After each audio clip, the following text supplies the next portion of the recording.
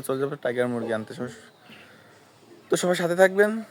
15 থেকে 20 দিন ওয়েট করার পরে অবশেষে মুরগির বাচ্চা চলে আসলো। দোকানদার ফোন দিছে, ভাই দ্রুত চলে আসো, মুরগি কিন্তু থাকবে না, অল্প কিছু মুরগি আছে। আমরা যাতে দেখলাম কি অনেক মুরগির বাচ্চা এসেছে। তো সব থেকে লেটে মানে আমরাই করছিলাম। সব যারা অর্ডার দিয়েছিল তারা চলে এসেছে, এবং যারা অর্ডার দিয়েছে তারা অলরেডি নিয়েও গেছে। কিছু মানুষ আসতেছে এবং কিছু মানুষ চলে যাচ্ছে।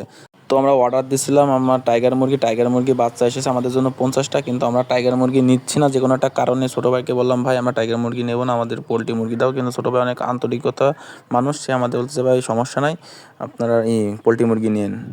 তো 50টা আমরা পোলট্রি মুরগি নিলাম।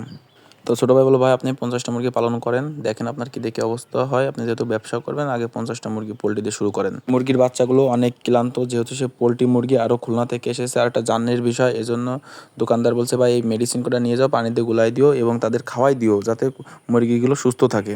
এজন্য আমি বাসায় এসে আগে দ্রুতই পানি দিয়ে ওষুধ গুলাই দিলাম মুরগির বাচ্চার সামনে।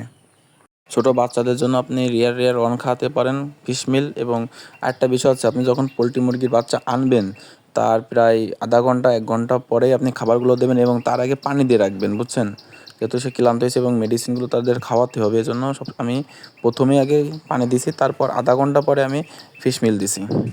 সবাই ভালো থাকবেন, সুস্থ থাকবেন। এতক্ষণ ভিডিও দেখার জন্য ধন্যবাদ। এবং আমার কত টাকা খরচ গেছে 50টা মুরগির জন্য এবং কি কি লাগছে আমি পরবর্তী ভিডিওতে আপনাদের জানাই দেবো অবশ্যই।